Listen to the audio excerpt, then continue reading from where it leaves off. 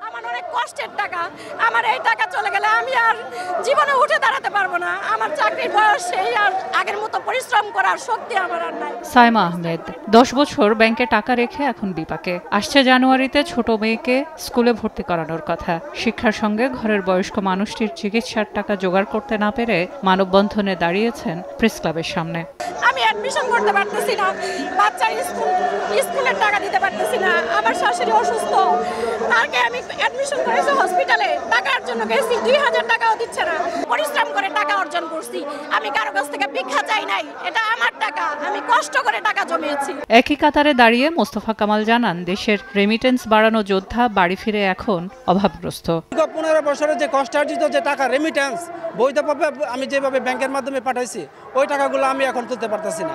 আমি ব্যাংকে গেলে আমাকে দূর দূর করে তারা অপমান করতেছে। সম্মিলিত ইসলামী ব্যাংকের অধীনে আসা 5 ব্যাংকের ভুক্তভোগীরা নিজেদের অসহায়ত্বের কথা জানান। শিক্ষা, স্বাস্থ্যের ন্যূনতম অধিকার বঞ্চিত, সঙ্গে নিজের জমানো টাকা তুলতে গিয়ে ব্যাংকে প্রতিনিয়ত অপমানিত হচ্ছেন গ্রাহকরা। ফলে এবার আস্থা ফেরাতে 4 ডিসেম্বরের মধ্যে অর্থ ফেরত দেওয়ার দাবি গ্রাহকদের।